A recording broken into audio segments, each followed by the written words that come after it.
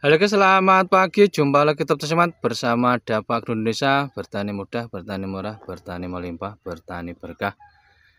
Ini kebetulan kita evaluasi lagi di cabai kita karena di padi sudah mulai menguning. Tidak perlu kita sampaikan beberapa hal yang penting. Ini yang kita lihat di beberapa cabai ada hal-hal yang selalu penting, hal-hal yang selalu kita berikan ulasan agar bermanfaat untuk teman-teman kita yang tanam cabai.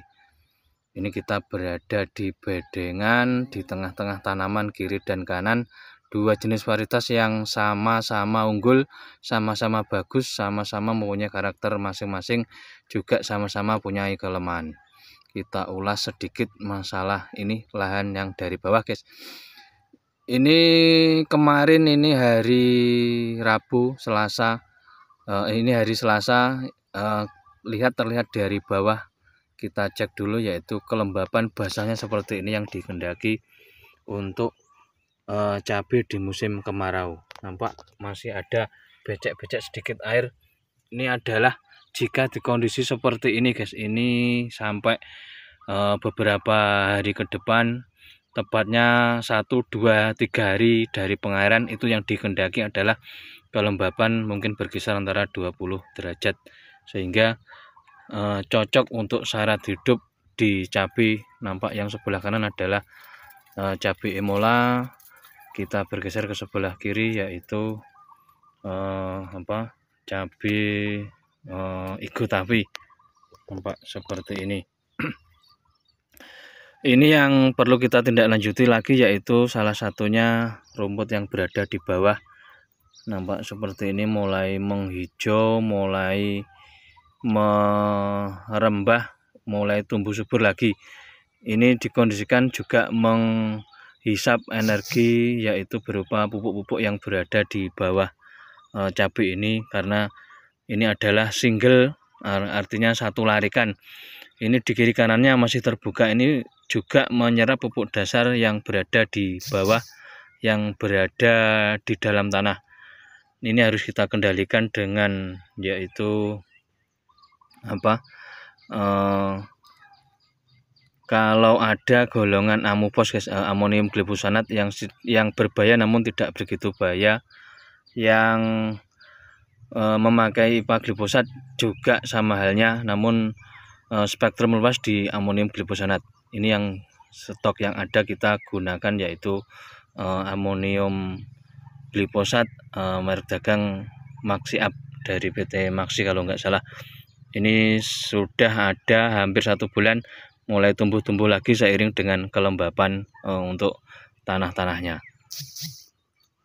Dosis seperti umumnya yaitu 120 mili, 150 mili, nanti bisa dicampur dengan metil mersulfuron ataupun sejenis 2,4D dimetil amina ataupun DMA yang secara umum mereknya metil mersulfuron, yaitu mereknya Pili Grandali. DMA seperti Tuformin, Lindomin itu juga mempercepat kematian, juga memperlambat daya tumbuhnya. Nampak seperti ini di bawahnya untuk kondisi perairannya. Nampak di bawah seperti ini kita lihat di permukaan atas. Permukaan atas di kanan adalah kebanyakan cabai kita yang ini adalah Emola guys. Yang sebelah kiri ini hanya kita mempunyai 2 larik. Ini terhitung tidak sengaja ditanam karena benihnya untuk menggenapi 200 biji. Kemungkinan ini kemarin kurang 200 dalam satu kotaknya, sehingga diambil digenepi, namun sama-sama cabenya, sama-sama untungnya. Kita lihat dulu dari yang sebelah kanan yaitu performa dari ini cabai Mola. Cabai Mola ini kemarin kita tidak tanya yang rebon atau yang new. Ini yang jelas Emola. Nah, terlihat dari daunnya oval. Kita lihat kemarin semacam sejenis rebon guys, ini nampak seperti ini. Cabai Emola ini salah satu kelebihannya yaitu buahnya lebat, batangnya kokoh, bunganya juga banyak, produksinya juga tinggi.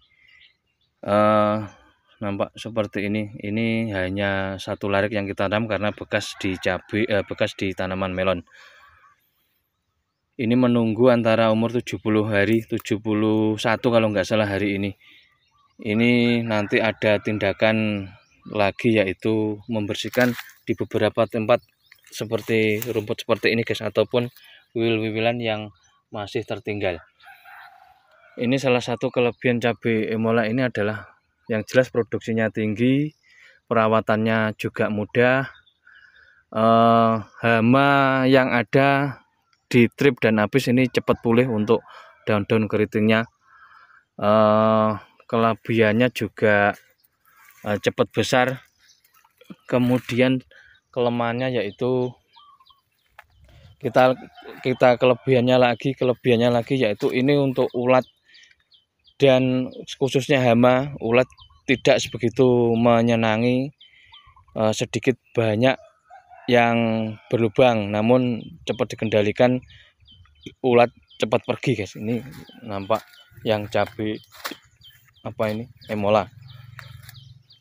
Terus kelemahannya yaitu salah satunya ini di tempatnya hanya mutek guys, bahasa Jawanya hanya di itu saja, yaitu terdapat layu. Nanti kita akan coba pindah ke sana. Ini kita review untuk yang cabai yang Igotavi. Ini sedikit mulai memerah, yaitu mulai mungkin 1-2 minggu lagi. Ini berarti antara umur 80-an guys. Ini nanti 8 biasanya dipetik 87 sampai 90. Ini terhitung masih 71 sebenarnya kalau nggak salah. Nampak seperti ini. Salah satu kelemahannya di Emola adalah beberapa titik ada kelayuan. Produksinya tinggi, tahan hama terutama trip dan apis, juga tahan keriting, tahan ulat. Kita bergeser ke sebelah kiri yaitu untuk melihat cabai Igotavi. Cabai Igotavi ini kelebihannya yaitu termasuk kategori warnanya hijau. Buahnya saat masih panen pertama 1-2 ini buahnya besar guys, bisa dikatakan cabai merah. Tapi saat mulai panen yang ke 7, 8 atau 10 ke atas nanti jadinya kecil-kecil. Ini mempunyai kelebihan juga mudah adaptasi, mudah terserang hama penyakit apapun juga cepat pulih.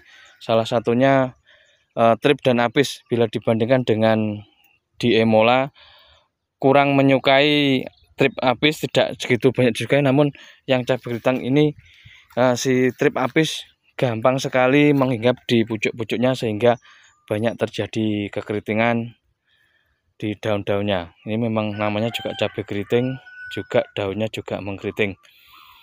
Terus banyak disukai hama guys. Hamanya salah satunya ulat. Kemarin kita bandingkan yang kiri Emola, yang kanan Igotavi ini daunnya banyak berlubang. Intinya disukai ulat, juga disukai hama, trip dan apis. Namun juga mudah adaptasi, mudah hidup, mudah segar kembali. Ini sama-sama mudah adaptasinya, kesamaannya. Yang ketiga yaitu dia lebih tahan terhadap layu. Ini di beberapa tempat, katakanlah di tempat kita cabai keriting ini hanya 1-2 yang layu, tetap ada guys. Namun yang di Emola ini sudah ada 10 yang layu. Yang di Igotavi ini hanya masih 1-2. Lebih tahan terhadap layu fusarium dan layu bakteri. Kemungkinan cocok ditanam di musim basah guys. Yang ketiga yaitu tahan terhadap lalat buah, mungkin rasa lebih pedas. Yang Emola yang sebelah kanan ini kurang tahan terhadap lalat buah karena mungkin kulitnya yang tipis, buahnya yang besar, juga aromanya yang lebih kuat di Emola sehingga banyak dijumpai lalat buah. Juga kekurangan unsur kalsium ini di Emola sering kita jumpai. Nampak ini yang kita dekatkan di kejauhan, merah-merah, awal-awal buah seperti itu sejenis kurang kalsium. Kita lihat ke yang banyak terjadi layu. Ini hanya melutek satu lokasi ini guys. Ini dikatakan menular. Seharusnya aliran airnya ke bawah, yang bawah juga menular, tapi yang ini enggak. Nampak seperti ini. Ini adalah layu. Coba kita hitung 1, 2, 3, 4, 5, 6, 7, 8, 9, 10, 11. Hanya satu lari ini. Atau kemungkinan dulunya saat pemberian kompos terlalu banyak di sini, atau ini bekas pembakaran jerami atau gimana. Yang jelas salah satu kelemahan di Emola yaitu gampang layu guys. Yang lain-lainnya unggul, mulai dari hama penyakit tahan, produksi tinggi, mudah perawatan, juga di pasar sangat disukai karena warna yang merah. Namun saat muda seperti ini hijaunya memang sedikit kurang disukai. Namun saat harga cabai mahal, yang penting warna hijau tetap dominan disukai pasar. Ini yang ada beberapa cabai keriting, ini yang Igotavi di sini. Ini yang sebelah kiri Emola lagi. Ini alhamdulillah sebagai pembanding kita untuk mereview, untuk membandingkan antara Igotavi dan Emola. Nampak seperti ini di tempat yang kurus. Ini juga buahnya lebat.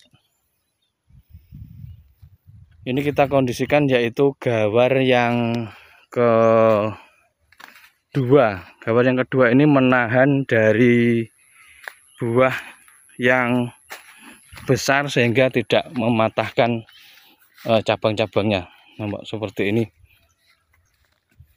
Ini kita lihat salah satu ini kita hamanya ini adalah bentuk telur dari ulat.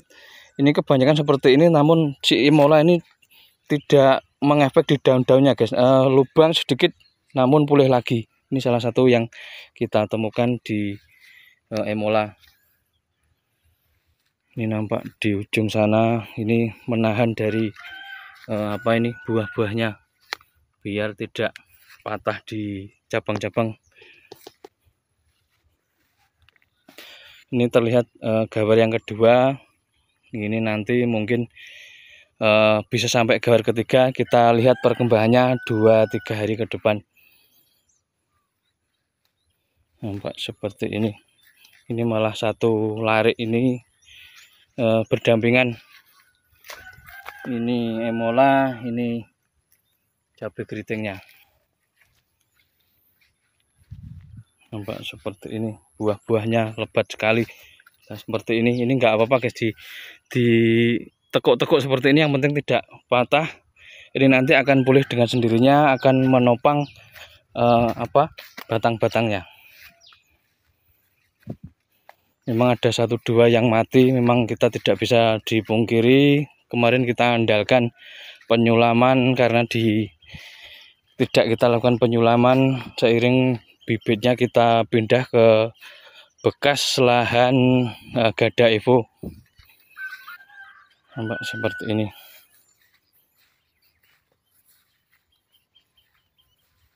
Kurang lebih gitu guys persamaannya dari beberapa Igotavi dan Emola. Untuk layu fusariumnya tetap ada kendala, di sama-sama terjadi serangan layu, namun mempunyai karakter sendiri-sendiri, juga pertahanan sendiri-sendiri. Artinya cabai yang kategori hibrida kecil sebesar ini masih layak ditanam meskipun kondisi sakit, mempunyai adaptasi yang artinya juga gampang pulih meskipun hama trip apis dan ulat.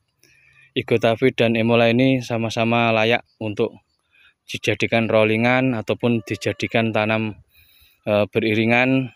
Punya Tavi juga punya Igotavi, juga punya Emola. Kurang lebih gitu guys. Terima kasih telah menonton. Wassalamualaikum warahmatullahi wabarakatuh.